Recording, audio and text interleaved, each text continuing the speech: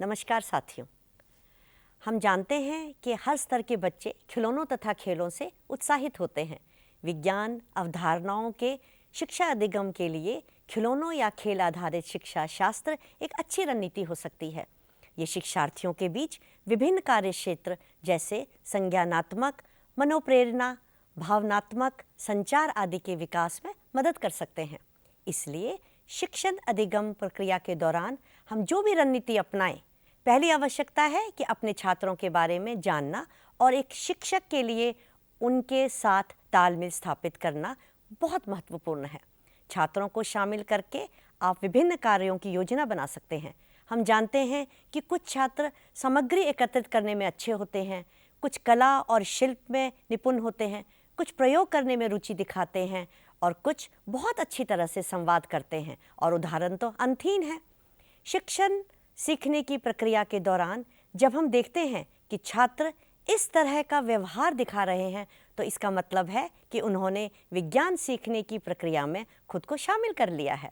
खिलौनों तथा खेल को डिज़ाइन करने और विकसित करने से पहले शिक्षक छात्रों को समूहों में काम करने के लिए प्रोत्साहित कर सकते हैं।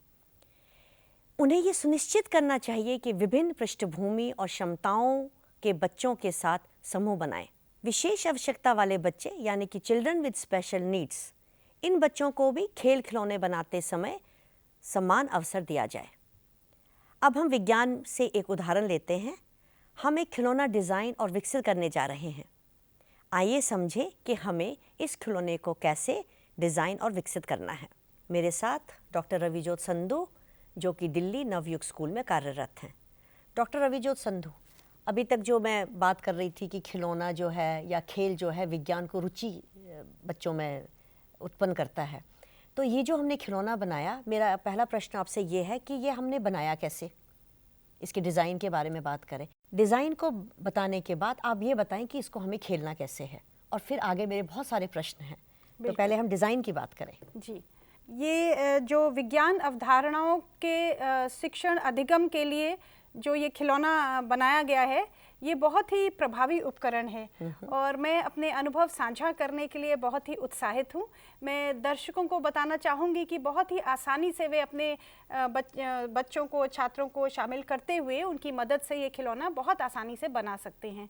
जैसे कि आप देख रहे हैं, मेरे पास ये एक गोलाकार कार्डबोर्ड है और इसको जो है 5 भागों में बांटा गया है और उसके ऊपर एक रंगीन कागज़ जो है वो चिपका हुआ है। अच्छा, यहाँ पर मैं आपको डॉक्टर रविजोत रोकूंगी कि जितने भी हमारी कक्षा में दृष्टिबाधित बच्चे हैं, यानी कि जिनको हम विजुअली इम्पेयर्ड बच्चे कहते हैं, उनको मुझे लगता है ज़रूर हाथ में देना चाहिए ताकि वो इसका स्पर्श कर सकें और समझ सकें कि हमने इसको गोलाकार काटा है।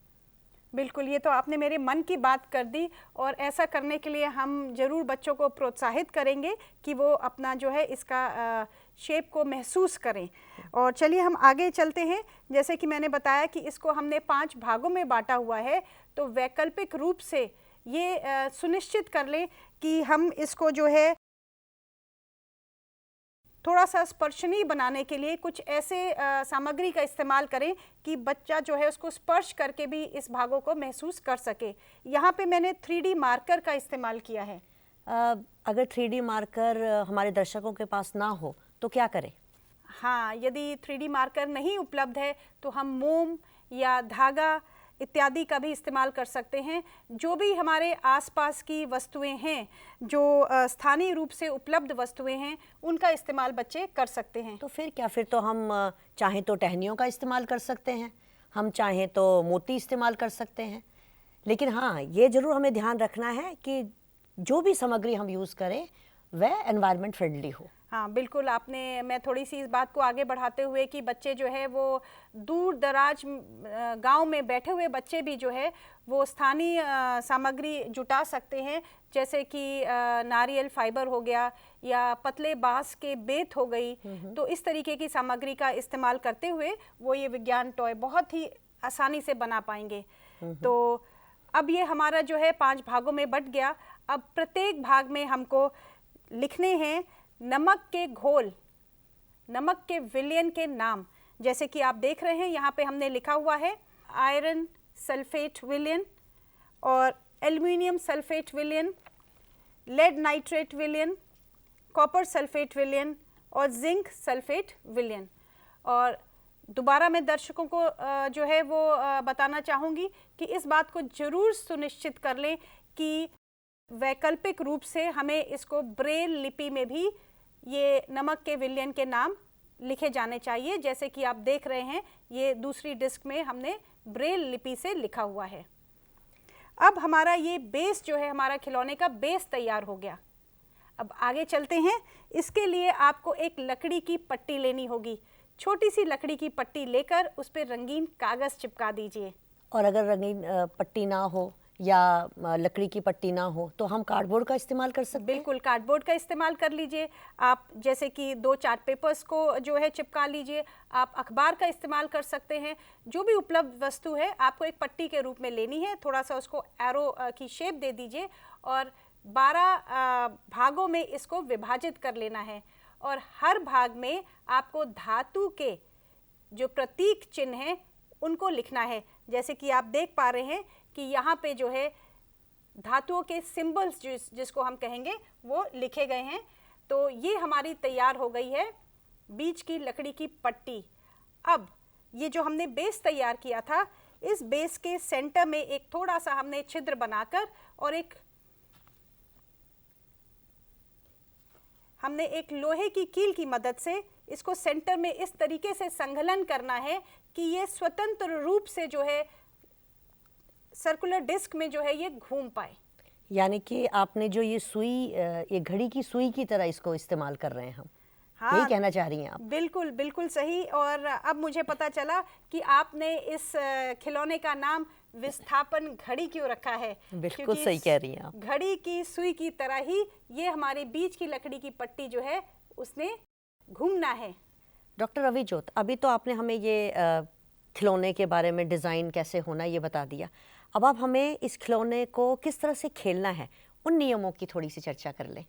चलिए, जी हाँ, तो अब हम इस खिलौने के खेल के बारे में जो है जो नियम है उसकी चर्चा कर लेते हैं। तो सबसे पहले तो शिक्षक या शिक्षिका अपनी क्लास को 2 टीमों में विभाजित करेगी, टीम ए और टीम बी। और उसके बाद शिक्षक अपने हाथ में विस्थापन घड़ी को पकड़ेगी।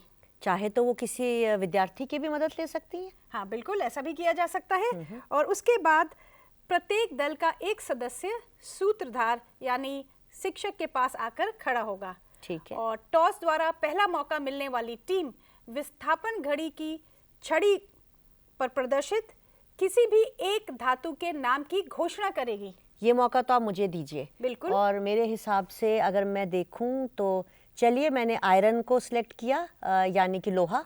ओके, तो आपने आयरन को जो है वो सिलेक्ट किया है। तो यदि आप टीम बी के सदस्य मैं मान लूं तो टीम ए का सदस्य विस्थापन घड़ी की डिस्क को स्वतंत्र रूप से घुमाएगा और तब तक प्रतीक्षा करेगा जब तक वह अपने आप किसी एक नमक के विलयन की तरफ ना रुके। तो जैसे कि आप देख रहे हैं कि घड़ी की सुई का इशारा कॉपर सल्फेट विलयन की तरफ है। तो अब टीम बी के सदस्य को 2 प्रश्नों के उत्तर देने होंगे और वो प्रश्न आपको स्क्रीन पर दिखाई दे रहे हैं। पहला प्रश्न है, क्या लौह धातु कॉपर सल्फेट के विलयन से कॉपर धातु को विस्थापित करता है? और दूसरा प्रश्न, संतुलित रासायनिक समीकरण यदि कोई हो तो लिखिए। यदि टीम बी का सदस्य इन दोनों प्रश्नों का सही उत्तर देता है तो उसको प्राप्त होंगे 2 अंक। और यदि टीम बी के सदस्य प्रश्नों के उत्तर नहीं दे सकते तो ये मौका टीम ए को दिया जाएगा। ठीक है, ठीक है। और यदि उन्होंने उत्तर दे दिए तो उनको प्राप्त होंगे 2 अंक। बहुत बढ़िया। और इसी तरह खेल जारी रहेगा और जिस टीम ने अधिकतम अंक प्राप्त किए होंगे वो जीत जाएगा। बहुत बढ़िया। ये तो आपने डॉक्टर रविजोत हमें खेल बता दिया, खेल के नियम बता दिए, लेकिन सबसे महत्वपूर्ण बात यहाँ है कि हमें इस खिलौने के पीछे, इस खेल के पीछे की विज्ञान को जानना बहुत ज़रूरी है। बिल्कुल। इस खेल के माध्यम से छात्र ये देख सकते हैं कि प्रतिक्रियाशील धातुएं कम प्रतिक्रियाशील धातुओं को उनके यौगिकों के घोल से विस्थापित कर सकते हैं। और ये रिएक्टिविटी सीरीज़ हमारे दर्शक जो हैं स्क्रीन पे देख सकते हैं। इस खेल का उपयोग अन्य विज्ञान अवधारणाओं के लिए भी किया जा सकता है। हम चाहें तो इस खिलौने से डॉक्टर रविजोत बेस पे इस खिलौने के हम तत्वों के नाम लिखें और ये जो आपने सुई बनाई हुई है इस पे अगर हम सिंबल्स के नाम लिख लें तो ये भी गेम खेला जा सकता है, ये भी खेल खेला जा सकता है। और मुझे एक और भी सूझ रहा है कि अगर हम इस बेस पे सिंबल्स के नाम लिखें और जो ये सुई बनी हुई है इस पे हम वैलेंसी लिख लें। वाह, ये तो बहुत बढ़िया हो जाएगा। तीसरा भी मुझे सूझ रहा है कि अगर हम इस बेस पे पदार्थों के रासायनिक नाम लिखते हैं और सुई पे जो है हम फॉर्मूला लिख दें।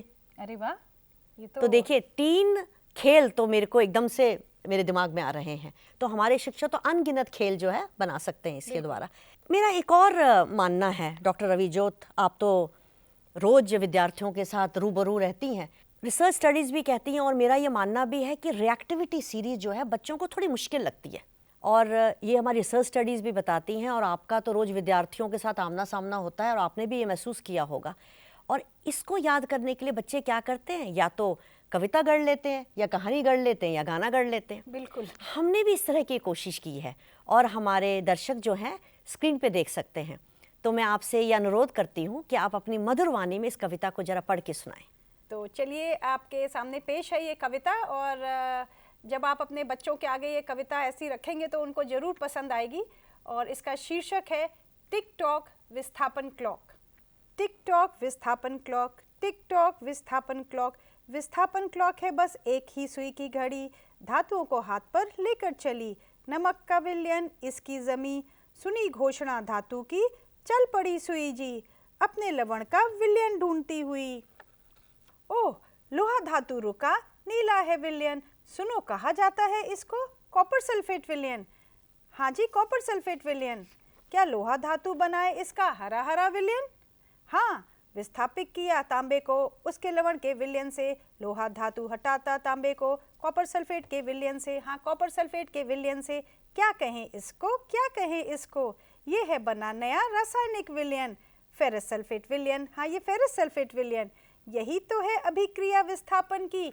हाँ हाँ, विस्थापन की। बहुत बढ़िया डॉक्टर रविजोत, मुझे लगता है कि आपने कविता इतनी खूबसूरती से पढ़ी और हमारे दर्शकों को ये ज़रूर पसंद आएगी। अभी तक तो हमने बात करी खेल खिलौना, लेकिन ये सब तो हमने विज्ञान जानने के लिए किया, लेकिन मुझे लगता है कि इस खिलौने को हम चाहें तो इसको एक टूल की तरह, यानी कि एक उपकरण की तरह इस्तेमाल किया जा सकता है। अब आप पूछेंगी कहाँ, तो मैं कहूँगी अपने बच्चों को आंकलन करने के लिए। वाह, ये तो असेसमेंट टूल बन गया, बहुत बढ़िया। बिल्कुल सही। तो हम चाहें तो हम अपने दर्शकों को एक प्रश्न हमने स्क्रीन पे दिखा रहे हैं, तो हमारे दर्शक ये प्रश्न हमारे स्क्रीन पे देख सकते हैं। और प्रश्न है, आपको आयरन सल्फेट का विलयन दिया गया है। आयरन सल्फेट के विलयन को हिलाने के लिए आप इनमें से किस धातु के चम्मच का उपयोग करेंगे? और पहला है चांदी, दूसरा है मैग्नीशियम, तीसरा है सोडियम और चौथा है एल्युमिनियम। ये तो मैंने बात करी प्रश्न की, और ज़रूर जो है बच्चे जो है इसको प्रश्न को सीखेंगे, समझेंगे और शिक्षक इसका इस्तेमाल जो है कक्षा में कर सकते हैं। शिक्षक कक्षा में किसी भी प्रकार का कार्य करें, लेकिन ये जानना बहुत ज़रूरी है कि अंत में बच्चों ने लर्निंग आउटकम अचीव किए कि नहीं किए, और इन लर्निंग आउटकम को हमारे शिक्षक जो हैं स्क्रीन पे देख सकते हैं। तो डॉक्टर रविजोत, हमने बात करी खिलौनों की, हमने बात करी खेल की, हमने बात करी कि किस तरह से इस खिलौने का इस्तेमाल किया जाएगा बच्चों को आंकलन करने के लिए। तो क्या कुछ आप अंत में कहना चाहेंगी? जी हाँ, मैं कहना चाहूँगी कि हमारे शिक्षक कक्षा में खिलौना पेडागोजी का बढ़ चढ़कर उपयोग करें और छात्रों के सीखने को आनंदमय बनाएं और बच्चों को रचनात्मकता और नवीनता दिखाने की बहुत स्वतंत्रता दें। डॉक्टर रविजोत, आपने बहुत अच्छा कहा कि बच्चों को नवीनता दिखाने की स्वतंत्रता होनी चाहिए। और अंत में मैं अपने शिक्षकों से ये गुजारिश करूँगी कि बच्चे जो हैं खेल को सिर्फ खेल ही ना समझें, खेल के पीछे के विज्ञान को समझना ना भूलें। हमें इसका बहुत बहुत ज़्यादा ध्यान रखना है। इसके साथ साथ धन्यवाद।